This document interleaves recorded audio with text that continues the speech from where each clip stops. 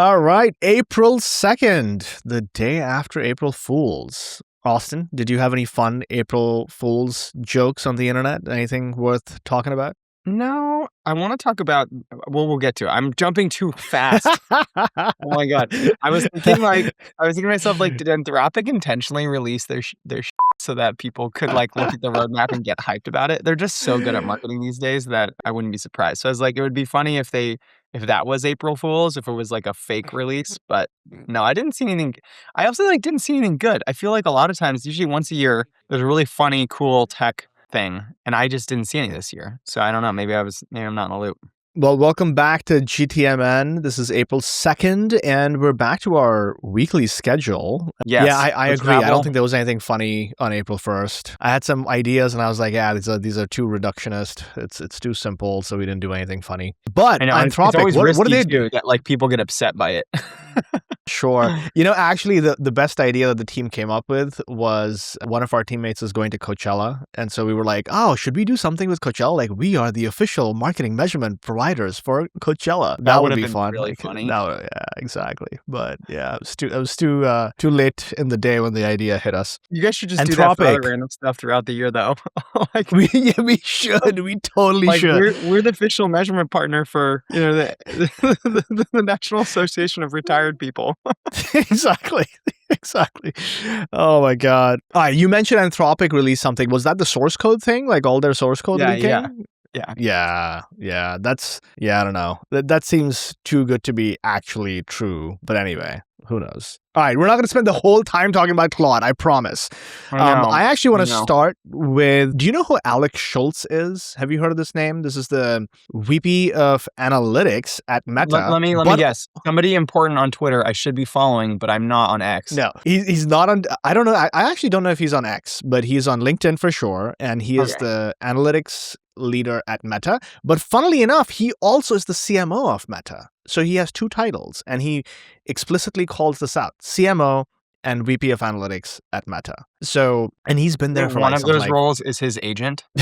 Maybe we'll find out. He's written a book recently. I'm forgetting the name of the book, but like he's pretty prolific, and he's been there for like 10, 15 years. So he's like OG Meta and has been there for a while. But he writes on LinkedIn quite often about how to use Meta. And so he had this post like literally a day ago, and he said 7 things. This is going to be a long note from me, but he said 7 things that I think are extremely important for marketers to know, because this is coming straight from the horse's mouth, right? This is a guy who's analytical, and he's also running all marketing at Meta. So I would listen to him, and whatever Meta does, basically all the other ad platforms do. So number 1, prioritize behavioral over demographic targeting. Don't just segment by age or location, target based on what people actually do. Browsing, buying, searching, behavior is your best signal. He says, personalize every ad. I'm like, really? The more personal, the better the experience and the higher ROI. I have a question mark around that one. I think that's just like him selling his own tech. Yeah. Sounds like his agent. Maybe his agent is the CMO and he's the actual VP of data.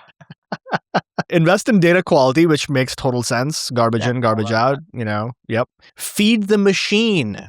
This is an interesting one. AI-powered auto optimization is here. Make sure you're sending platforms the right signals, conversion events, and value data. Also what I tell every customer, so very aligned with that. Test for incrementality, run holdout tests, match markets, pre-post analysis. If your targeting isn't changing behavior, you're just spending money, not creating value. So this is coming straight from the horse's mouth, the CMO of Meta telling you if you're not running tests, you're just not doing it right. Adopt new features early. This is interesting. So when platforms launch new targeting tools like value optimization or lookalike audiences, jump in, because that's where the arbitrage is. Nobody else is doing it while you're doing it. And then exclude. Be ruthless about who you don't want to target. Remove converted users, irrelevant segments, low value audiences, so on and so forth.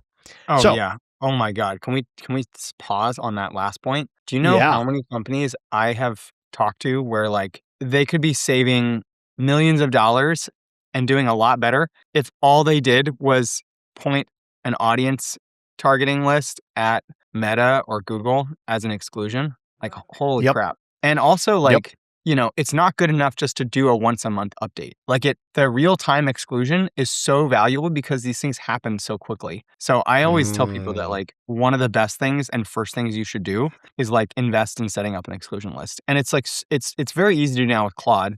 But even if you don't use Claude, there's so many tools to do it. I mean, there's even like a dedicated solution that one of my buddies from Branch built, and this is literally all it does is just like send exclusion data to the ad networks. Yep. The only one I took exception to was the personalized every ad. I mean, I kind of get it that the more personal, the better, but like, and maybe the cost of personalization now is zero because of AI. Maybe that's the pitch that he's making. But if you have a good message, you have a good message, right? Like, take a break, have a Kit Kat. Like, do you really need to personalize that? You don't. I don't know. I want to see like hyper-targeted scary AI ads that are like, Austin, we saw that you had some trouble on your run yesterday. Strava's selling all your data. Honestly, yeah, like I think that to me is better. Like I would almost be shocked. I'd rather be shocked than, what a lot of people think of personalization is like the ad says your name. It's like, okay, yeah, I know this is just a dynamic template. Like we're not idiots. Like do something more.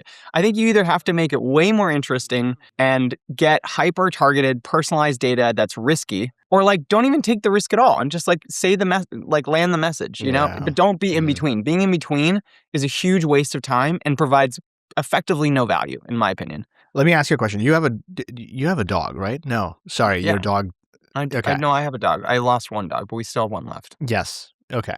I don't know if I was being sensitive there or not, so I apologize. No. It's okay. We still got one. Right. We're still in the game. If you see a dog in an ad, do you pay more attention? Oh, absolutely. Especially if it's a greyhound. There we go.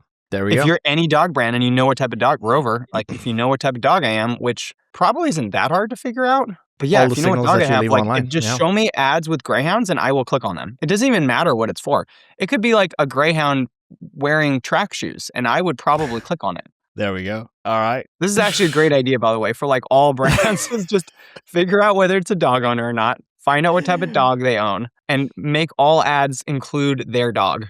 Now do this for cats. And then, is there another category? So dogs, cats. Is there any other pet? Then you get into like really niche things, like a hamster. Well, this could also be just like, okay, dogs and cats is great and easy. Like people love their animals. If you don't have a dog or cat, what else do people love? And this is where I actually think Ramp has been so successful is in deploying 90s nostalgia. I'm seeing this happen more and more with influencers, by the way, where like influencers are using Nintendo 64 Mario song tracks. And I'm like, what the hell? Like, why am I? Sorry, you're going to have to blur this out. I'm out of control today. All good. Use Descript, not a paid promo, but they will remove your curse words for you.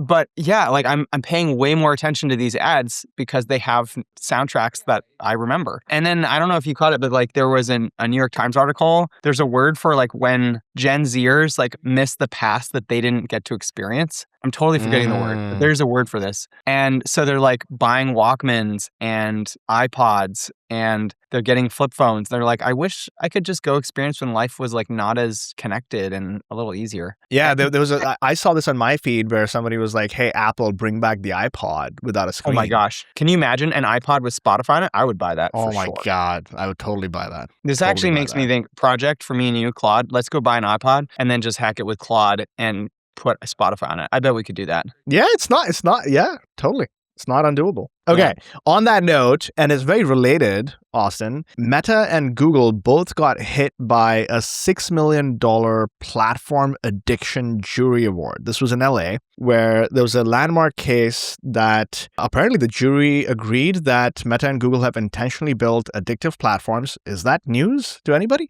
And it was only a $6 million award, but it follows a $375 million verdict in New Mexico against Meta last week. So I have a feeling that this is like, kind of breaking of the dam, and something's going to change in the next couple of years about how these companies build products. Like you think about infinite scroll, that might get regulated out. I don't know if that's too aggressive a stance, but that's like the whole nature of addiction online, right? It's the infinite scroll. Oh, I mean, Look, I know that I'm probably going to get lambasted for this, but like regulation can be a good thing. I think like lots of regulations are bad and don't do the intended purpose. If you look back to the airlines that were regulated, 50 years ago, people were like, wow, it was so great to fly back then. It was like, yeah, because airlines were regulated. Tobacco is another regulated substance. Are people glad that we regulated tobacco and put warning signs on it? Yeah, because there were literally people dying from it. So I I don't know if they will regulate the scroll, but what I hope does happen is that there's just a lot more societal awareness about these things, and there might even be like modes that are developed in the apps for you to turn off infinite scroll. Mm, Um, because I would argue there's like a lot of value in the community aspect of these apps, but they are designed to be addictive and to keep people on their phone for hours. And so, can they make a world where you can use the apps in a limited fashion? I mean, back to the other article of Gen Zers who are rejecting these things. I mean, like a lot of people have figured it out and are moving away from it on their own. I think there's just a huge portion of society that is addicted and can't. yep, that's exactly right. Yeah. I do hope that this changes because I don't know, it's addictive even for me.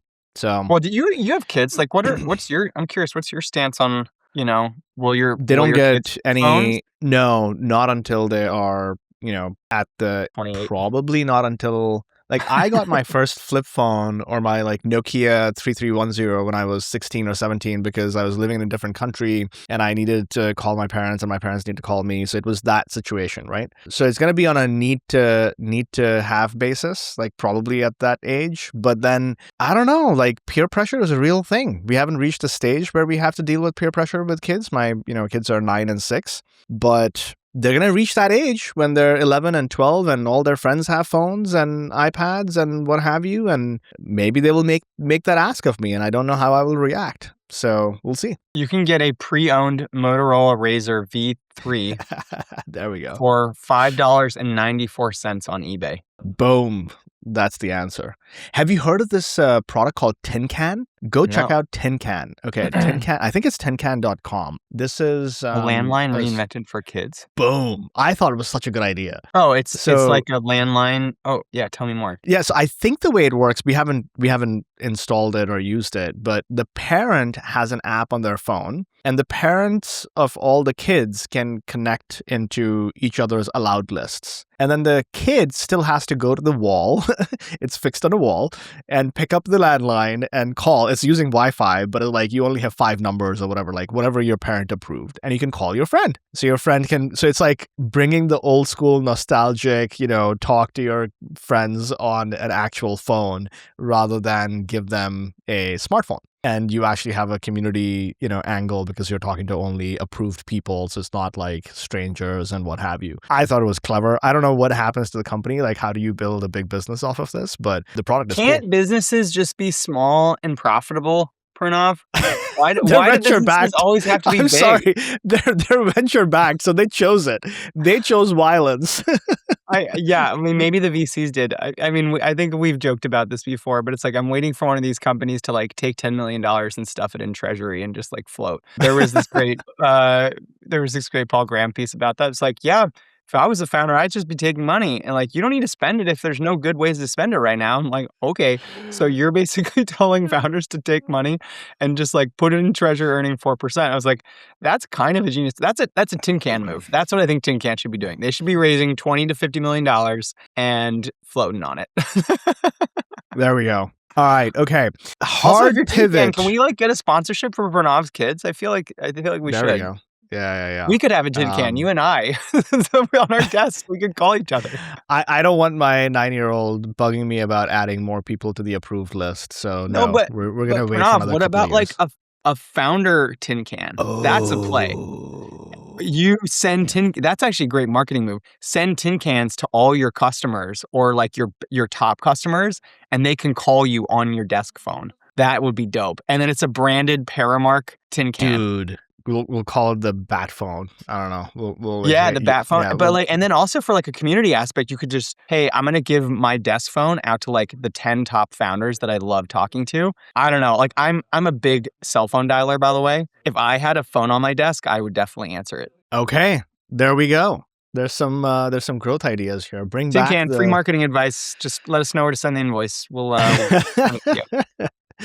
All right, hard pivot to some Google news. So, have you heard of this thing called Google Spam Brain? Do you know what this is? No, I'm desperate to know Okay. more. So Google has, and you can look it up. I think there's a blog post that I found from 2021 where they describe the Google Spam Brain, which was, they literally called it an AI back in 2021. And it is a tool that Google uses to squash spam in their search results. Pretty simple. And it used to take, things like 30 days to run to like find all the stuff and then go through the process of detecting what is spam and what is like not and what have you. And now it's happening basically within a day. So their March 2024 Spam Brain update happened, and essentially the impact or the things that it's doing is all of the cloaking, link spam, scaled content abuse, which is basically mass-produced AI text, are all getting flagged on a monthly basis. And here's the interesting part. The recovery window doesn't exist. You have to basically, if you are caught in the spam brain, it's going to take you months of compliance to get out. So all the AI content that is being generated right now, like maybe it wasn't getting caught in the Google Spam Brain, but now it is, and you really don't want to do any messy stuff with your content generation. So all the people who are going and producing lots of AEO and SEO focused content just because that's the hype these days, you got to slow down based on what I'm reading from Google. I don't know. I mean, yes, I agree. Less AI slop. But I don't know if they're very good at catching it. And I think the problem is like they're probably really good at catching GPT-3 and Sonnet, but like, are they going to be good at catching Opus? I don't know. And especially if you like have a targeted tone guide with examples of how you write, I think it is very hard to detect at this point. And I also think like in the next 6 to 12 months, we're going to have another model and it'll probably be even harder to detect. So they're playing a game of cat and mouse of like, they're trying to catch up to the model's production. But think about who we are talking about. We're talking about Google here. The folks who literally created all of this. So do I bet on their ability to detect this? I do bet on that. I mean, I don't disagree. I think like people should be more cautious. Do I think that you should not do it at all? No. Do I think that you should couple human generation with AI generation? Yes. Like the strategy that I've seen playing out is not to say like don't create AEO-based content, but to slow down and to have a human review and to like be more thoughtful in the types of articles you produce. And rather than spamming 10,000 articles, break it down into groups of 100 that you can review and be thoughtful about and create, the right stuff. So you're still getting a lot more juice than, say, what HubSpot was doing 10 years ago, which was like developing articles by hand. But are you getting 5,000 articles in a single shot? Definitely not. I think there's some balance in between. And for what it's worth, Pranav, I think like a lot of businesses, you have like 1,000 articles, like that's more than enough to like sustain you. So the question is like how fast you want to get there. And I do think if you slow down and do it over a couple months, you probably will produce a better outcome. Yeah, so there's judgment there, right? And the classic like use this as a tool, but don't just rely on it blindly and use your judgment to like figure out how fast or how slow you want to go and how do you add your own sort of taste to it. One of the things that I'm betting big on in 2026 is what I call IRL content. And what that means is every conversation that I have, every event that I go to, every, thing is I'm somehow going to figure out how to convert that into content that can be produced, because that's unique. That is 100%. not the inspiration for that is coming from a real interaction. And that itself is valuable because that stuff is not reproducible by an AI, right? So IRL content is where I would put all my money on. I think this is, again, more marketing advice for people listening. If you're not recording all of your conversations and thinking about ways to turn it into content, you are just like leaving free stuff on the table. I mean, the conversations, I'm such a big believer of this, like the conversations that founders have with customers, with other founders, even internally, all of those are like a living impression of what's in your brain. And what happens is sometimes you have these epiphany moments, these unique moments of where you have the spark of something really, meaningful to say. And it's not going to be on the page when you're sitting there writing because you're busy. it's going to happen in the conversation. So one really simple thing people can do is just like get a call recorder, track all your calls, set up a Claude workspace where you pipe them all, and have it run every week and suggest interesting ideas for you to write about based on your conversations. If you're not doing that, you're just missing out. Exactly. All right. Let's talk about an interesting new development with OpenAI. So apparently OpenAI has now launched location sharing in ChatGPT. So essentially, if you think about what used to happen in ChatGPT up until now, is like if you search something, it's showing you a global answer, right? It has no clue where you are and it's not doing any optimization based on your locality. And essentially what they're sort of, doing now is you have all types of near me queries. So all the Google Maps queries or what's the best restaurant in SF, you're not just going off of answers that are off of the internet, but also based on actual sort of, knowing your exact location and making better suggestions. So if you think about what's going to happen with GEO, AEO, whatever, it's no longer just about a content game, but it's also like making sure that you're somehow adding the geolocation if you're in the real world type of a business. So something interesting, something new from OpenAI. And obviously they announced like $130 billion in funding recently. Did you come across that? Yeah, some ridiculous amount, $135 billion at an $800 billion valuation. So Wow. yeah, and this is one of the things that they launched. No reaction. No, I mean, not all my reactions are as strong as the phone, the tin can, which I'm going to keep coming back to this whole episode.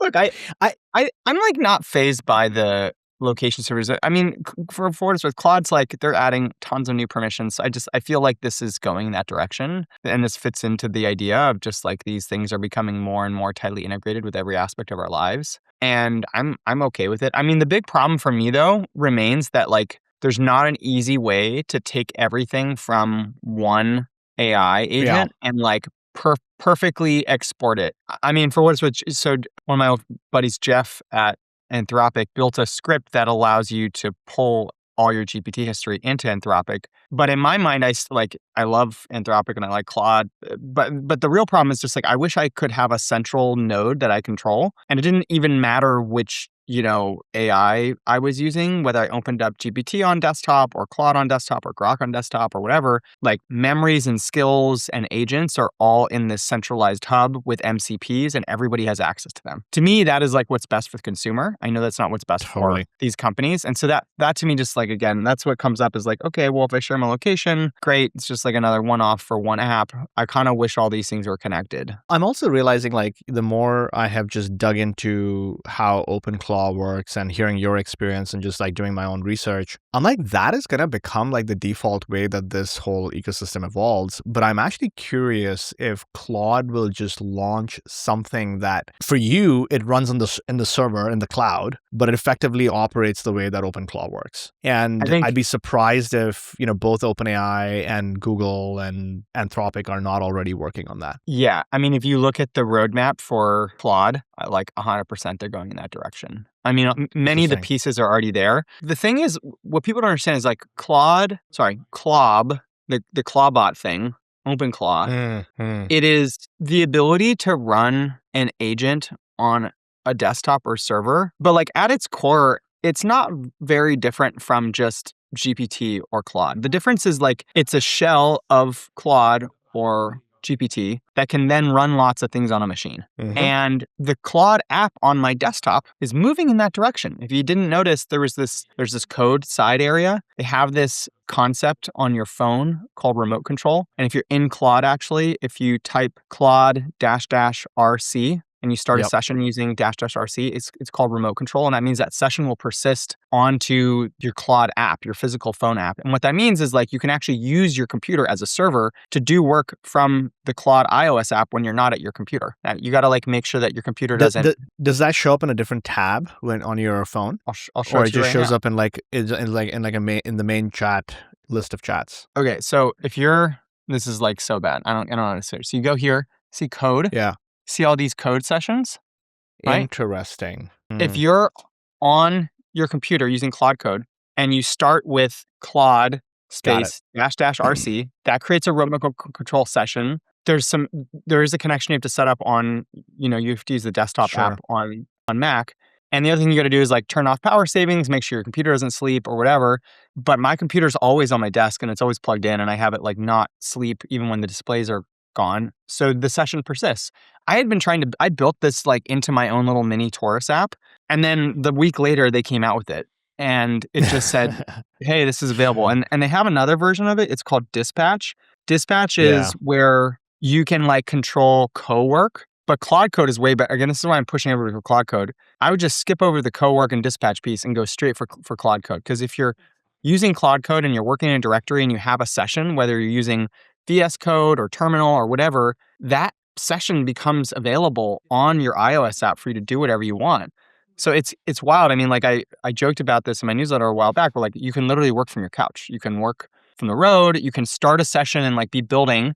And then you can walk away and pull up your iOS app and you can keep building. Very cool. Okay, here's another piece that's interesting. So Supermetrics, which is this data company, had a new report that talks about this AI adoption gap in e-commerce. And essentially what it's saying is that nearly half of vendor-deployed AI agents are missing performance marks, primarily due to infrastructure debt. And what they're saying is that the data pipelines are too siloed or slow for any of those agents to actually work. So the agents might be there, like they are built fine, but the data is just not in the right place for the agents to do anything. And so there's a big push for CMOs and heads of these businesses to stop buying new AI tools and start sort of focusing on data connectivity and auditing their actual analytics infrastructure, which is not surprising based on where we sit and what we see. And, that's why we started so much with measurement and getting all the data in the right place, because without that, you can't really do much with agents. But I'm curious if you see the same with your consulting clients. Is that the same issue or you see something different? I mean, data and context is everything right now if you want to use AI to solve problems. I mean, I've been harping about this for the last few weeks, which is like, if you have a repository of all of your context and all of your data for your company, you can be like a demigod. You can be a super saiyan. Yep. As an example, at Replit, we have a warehouse. I built an agent that connects to that warehouse. I have a separate agent that connects to our GitHub repo and works as a software engineer. And the union of an engineer, a data engineer who can kind of connect to our warehouse and write queries, a software engineer who can connect to GitHub and our dbt instance and manage the code that manages those queries, another agent that has an API key that can connect to Segment and write reverse ETLs and add audience syncs.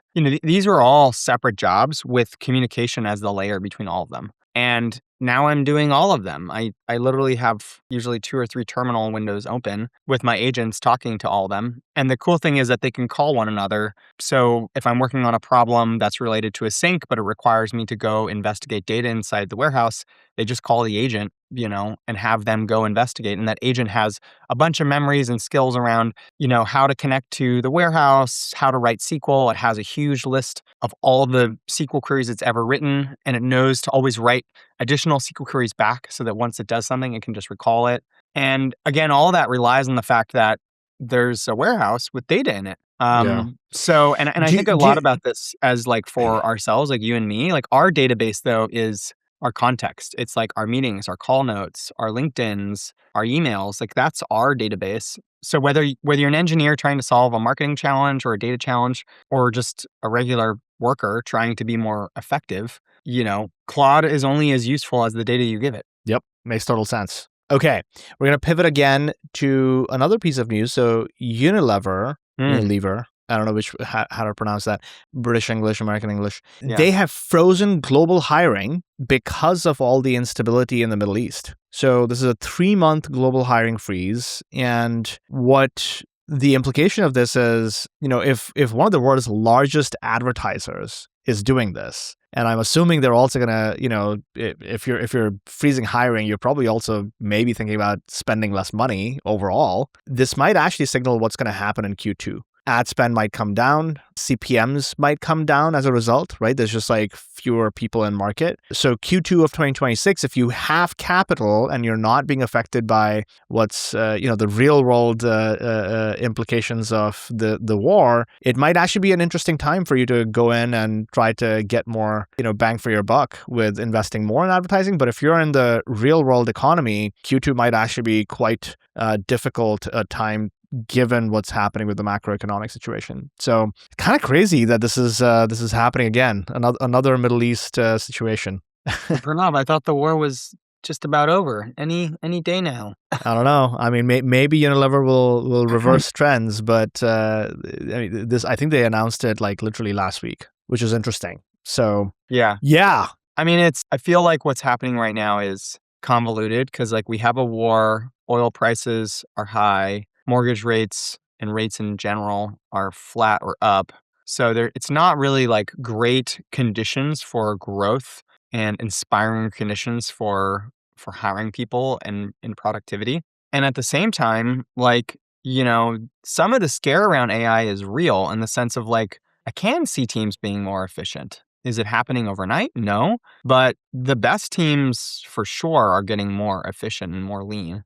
And I mean, ironically too, there's like this, who was it? Aaron Levy, the CEO of Box said, I think it was on LinkedIn or maybe X, I can't remember, but he's like, hey, we're not going to be working less. We're going to be working more because now a single person can like increase their productivity by 5 to 10x. And so for the world's best companies and teams, that's not going to mean that you're working less and producing the same output. It's that the expectation bar for all people is going to raise. And I think about that a lot. Like, I think where that expectation happens is actually for individual contributors. What is unclear to me, though, is how it will impact management and leadership. Often because, like my observation is that like leaders are struggling to catch up with AI. There's a really great joke where on, I think, Substack, where it's like, I'm laughing at all the founders who are like learning how Claude works on the weekend because their salespeople are like doing stuff that they don't even understand. And that's very real. Like, I think for a huge portion of leadership out there, management leadership, they are going to get smoked, like just absolutely smoked, because you're going to have a whole new generation of people who's just way more efficient and intelligent and productive that they're not going to know how to manage if they don't understand what they're doing with these tools. I couldn't agree more. Okay, I'm going to bring this to a close and maybe a couple of notes here. One of my founder friends, Rishabh, who runs this company called Fermat, he had a very funny post on Twitter. Well, funny to me, maybe not funny to everybody. He was asking, why is stat sig at 5%? Why not 20%? So this is for all the data nerds. And I did not know this, but if you ask any LLM, it'll tell you this is a completely arbitrary convention. Some guy, Ronald Fisher, in the 1920s, so 100 years ago, suggested that 1 in 20 seems like a convenient limit to judge whether a result was worthy of a second look. Just arbitrary. And that is how it came up with the 5%. So there is nothing to stat sig. The whole concept of stat sig is bullshit.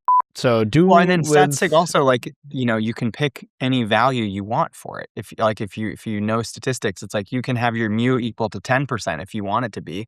Totally. But this convention of this, there is a consensus and convention that, P less than 0.05 is kind of, stat sig. And people use it. Is it stat sig, right? Like there's a whole company called stat sig, right? Like we talk about stat sig as this like really rigorous analytical, benchmark. And guess what? Some guy just made it up 100 years ago. Yeah. That's it. That's all funny. It is. I think all I learned just that, a long time ago. But yeah, I mean, like, stats really well, which is like the funnier part is how many people don't realize that, like, again, you can pick any mu value you want. It's stats is very much like your interpretation of what's happening and your risk tolerance, and all this is not a perfected definition of what's going to occur. But oftentimes people who don't understand stats, imply it that way. So yeah, I mean, it is funny, but I don't know. I feel like you can walk into a room and kind of tell people who use statistical terms and who have never taken a stats course. But that's my point, right? Like, think about all the times in our careers when we've heard the term stat sig and people just like using that as a rubric, right? To make decisions. And you're like, and it was all just a pretense or false like confidence in making decisions, and in actuality, it's just a social construct. It's not an actual data construct, that's the interesting part. And I don't think it's going to change, right? Like, can you go and communicate this to all business leaders that Statistic is just made up and please use your brains? Yeah.